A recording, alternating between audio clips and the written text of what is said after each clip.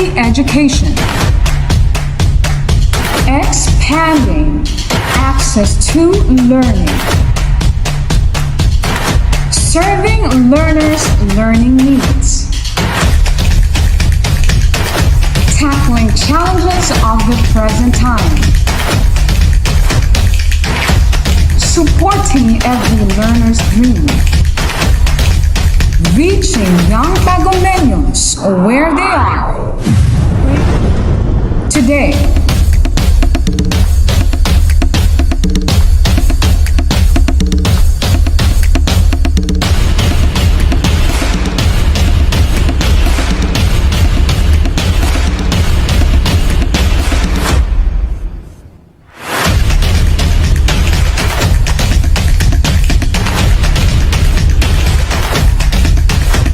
From the music capital of the Philippines, advancing in the challenge of distance learning, the official TV-based instruction of DepEd Tagum City, bringing you quality education straight to your home. Plug yourself in. This is DepEd TV. Tara na!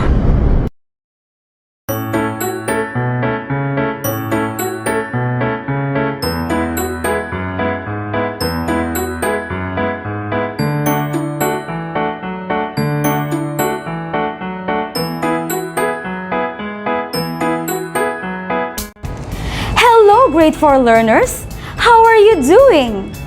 I am Teacher Alellei, your teacher for today's lesson. Are you excited? Come and let's explore the exciting world of English. But before we start, I want you to prepare your pen, your notebook, and your learning module. Are you ready? Let's learn and have fun!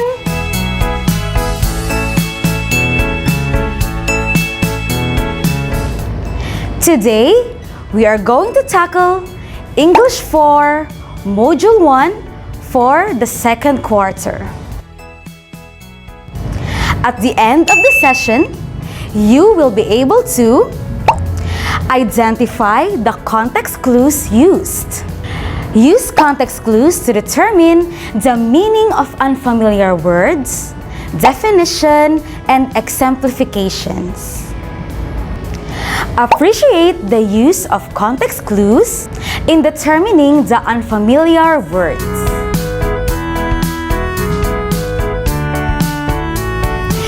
Before we start our new lesson, let us check if you already have an idea about it.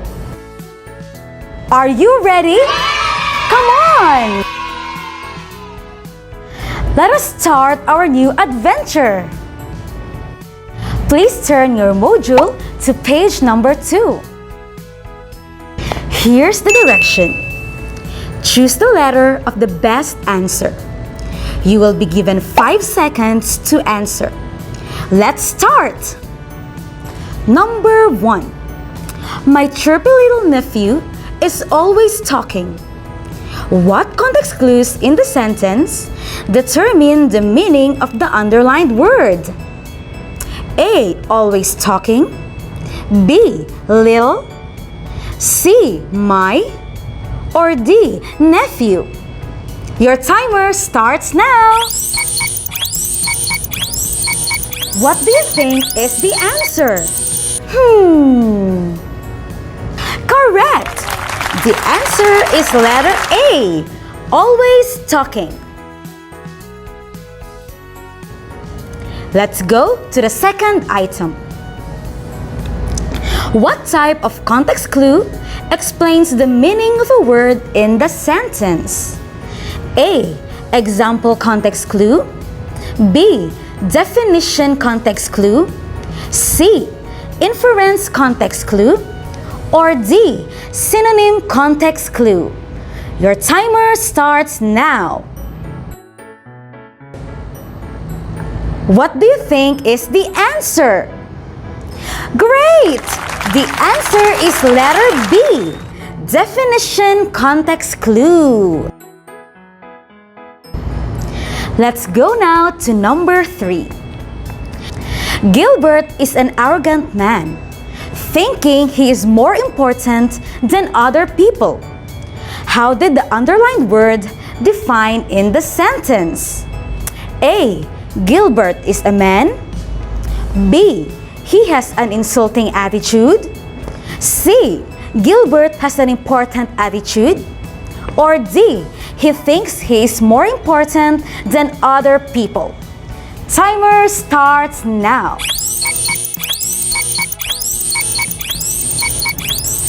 What do you think is the answer? Very good! The answer is letter D. He thinks he is more important than other people. If you're able to get 3 points, good job! If not, it's okay, because we have more activities to answer. Before we explore more about this topic, let us first have a quick review of the topic discussed in the previous module for quarter 1. Can you still remember it? Come on, let's find out! Try to remember the important details of the text. Now, I have a question. What is the thing that has words but never speaks? You got it right! It is a dictionary. It is used to define words. Now, let us try to identify the easiest way to understand unfamiliar words. Let's start! Nutritious foods, such as fruits and vegetables, make our bodies stronger. Let us find out what nutritious means. Do we have the same idea? Great! It is a food that fills you with a sufficient amount of nutrients your body requires to survive. Next, what is the meaning of the word malnourished?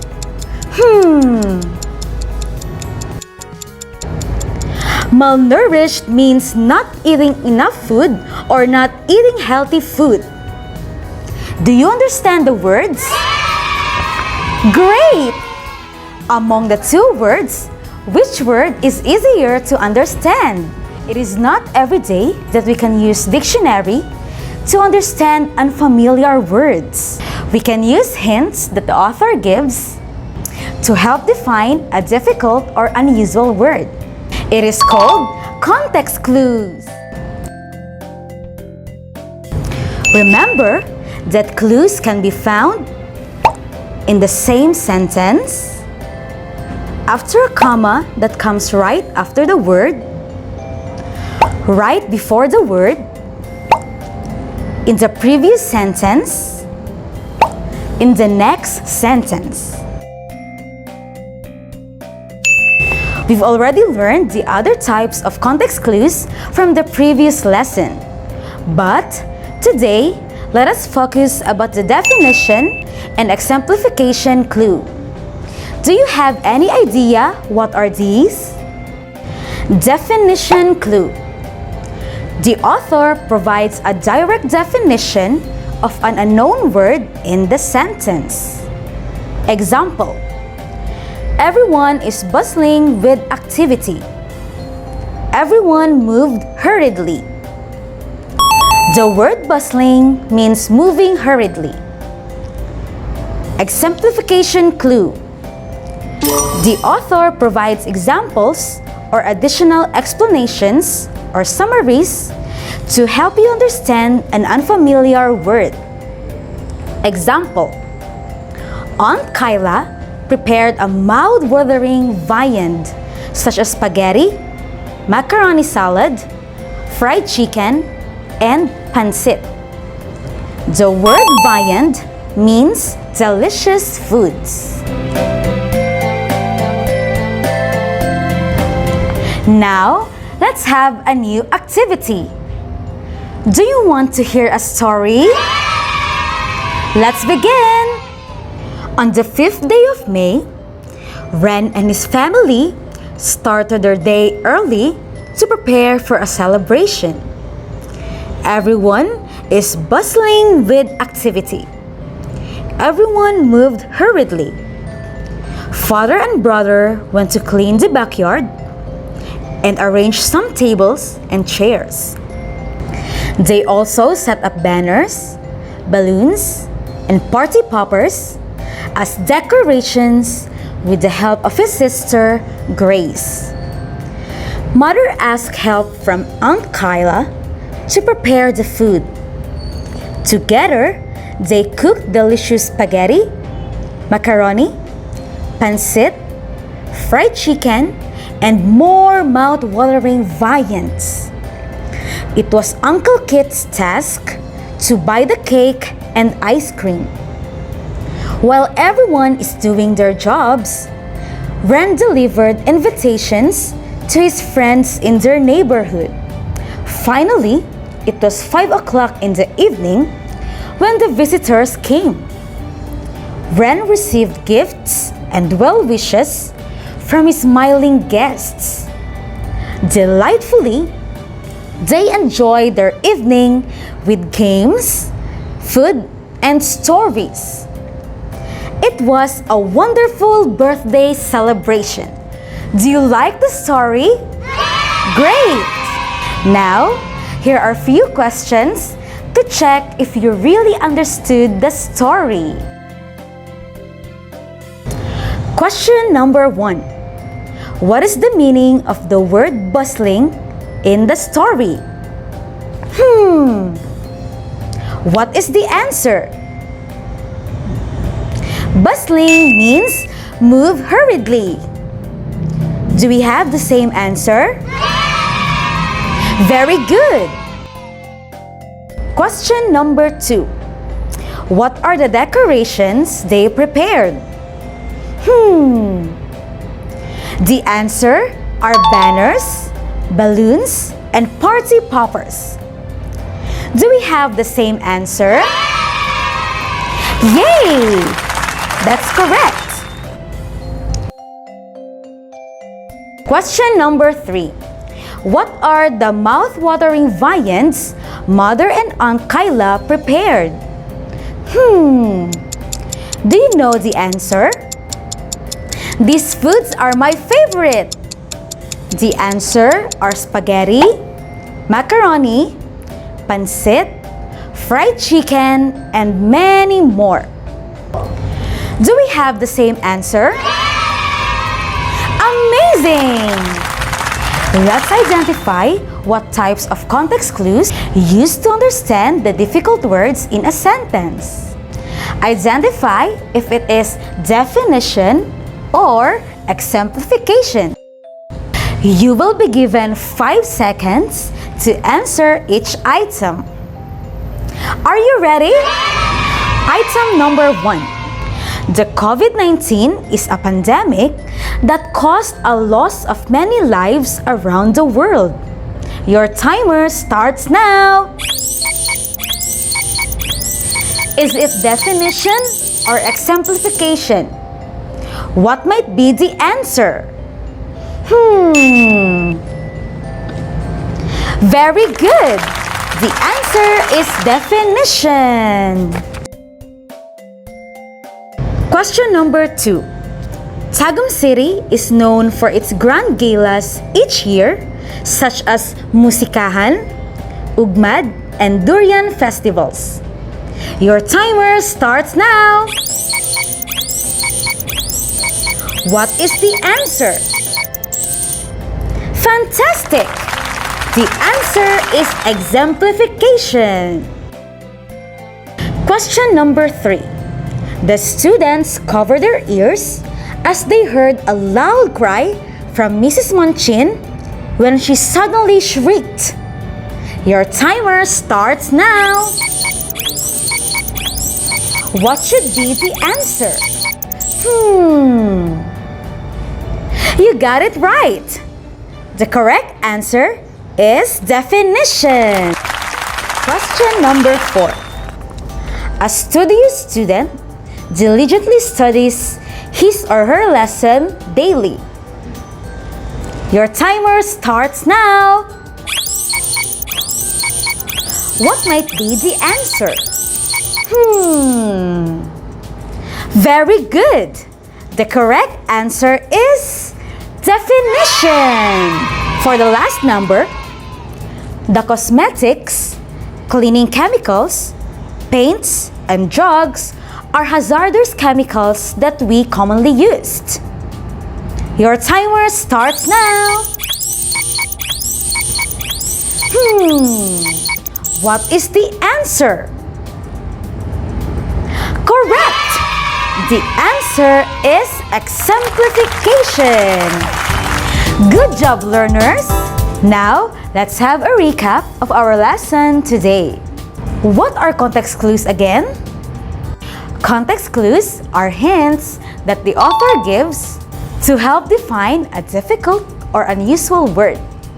Now, what you are going to do is write 3 words that we discussed for today. And write the possible definitions of these words and use them in a sentence. You will be given enough time to do it. Write your answers in your notebook. Directions. Choose the letter of the best answer. You write your answer on your notebook. You will be given 5 seconds each questions. Are you ready? Great! Question number 1. The hints in the passage, paragraph, or sentence that can help you get the meaning of difficult word is called blank. A. Context clue. B. Definition. C. Dictionary. Or D. Noun. Your timer starts now. What is your answer? Correct! The answer is letter A. Context clue. Question number 2. The ancient Egyptians used the papyrus, a tall plant that is like grass, to make paper. In the sentence, what type of context clue is used to understand the word papyrus? A. Antonym context clue. B. Definition context clue. C. Synonym context clue. Or D. Exemplification context clue. Your timer starts now.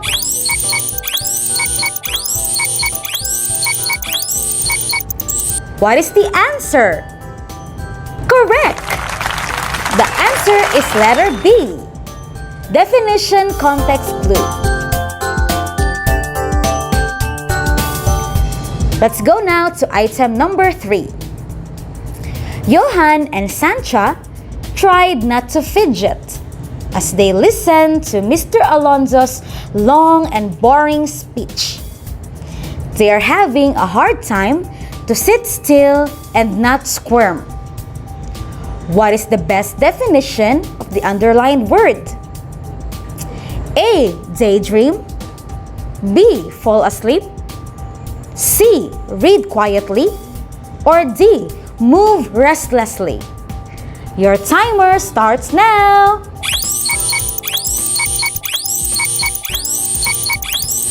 What is your answer, kids? Brilliant! The answer is letter D. Move restlessly.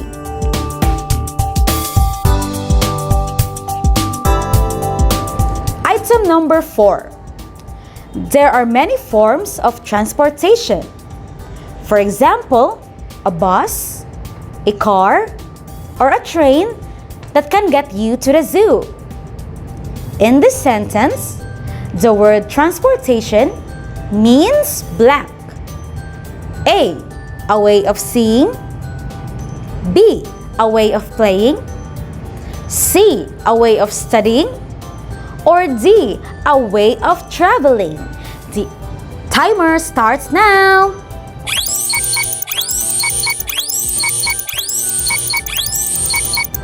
What is your answer? Correct! The answer is letter D, a way of traveling.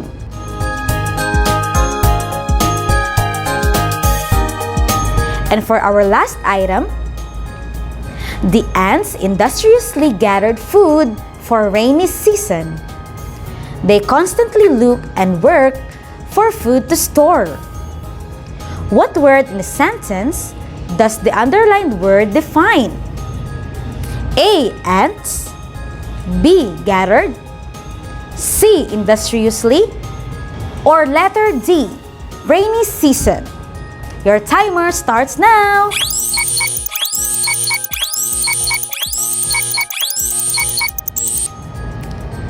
What is your answer? Very good! The answer is letter C, industriously. If you were able to get 5 points, then good job! If not, it's okay. There's always a room for improvement. Congratulations, kids! Now, you already know that there are many unfamiliar words that we need to know in order for you to understand the meanings, just like using context clues. Remember that words are powerful. They have many meanings that differ when used in a sentence. If you want to learn more words, just keep on reading. And always have in mind that constant practice will make you a better learner. Thank you so much, kids! Once again, I am Teacher Alellei, your English teacher, always eager to help you learn many things. Have a nice day! Goodbye! Pilot TV, Pilot TV na, Pilot TV, Pilot TV na, Pilot TV, Pilot TV na, Pilot TV. Manood